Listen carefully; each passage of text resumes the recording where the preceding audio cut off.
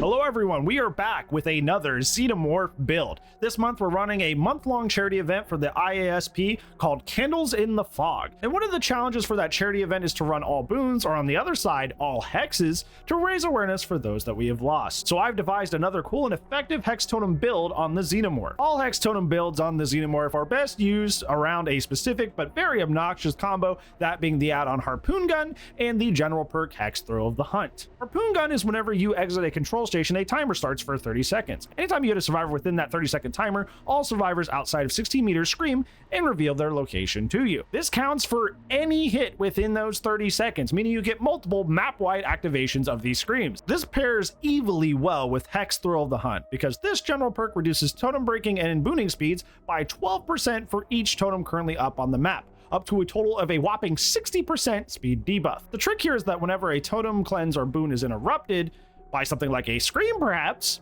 the survivor must then start all over again, which is a pain on top of that 60% debuff that's applied through Hex Thrill of the Hunt. Hex Thrill of the Hunt also pairs extremely well with the artist teachable Hex Penimento, which allows you to relight broken totems. For the first relit totem, survivor heal and repair speeds are debuffed by a whopping 20%, which is pretty brutal. And this gets worse with each additional relit totem, which increases that by an additional 3%, up to a grand total of 32% at 5 totems relit. Also, in addition, if you get to relight all 5 totems, all totems are blocked for the remainder of the trial, making this debuff permanent. This has great synergy with our build because relit Penimento totems actually add back to the total of totems on the map through Hex Thrill of the Hunt's hex totem count. This allows you to upkeep your long cleanse time, which in tandem with the constant screens from Harpoon Gun can make for an extremely ugly time trying to get totems cleansed. Lastly, we're going to add an odd but fun perk, that being the Blight teachable Hex Blood Favor. Blood Favor is when a survivor loses a health state by any means, all pallets are blocked within 32 meters for 15 seconds. While the Xenomorph has a lot of anti-pallet utility, much like Windows, there's some god pallets that the Xenomorph actually has a hard time countering.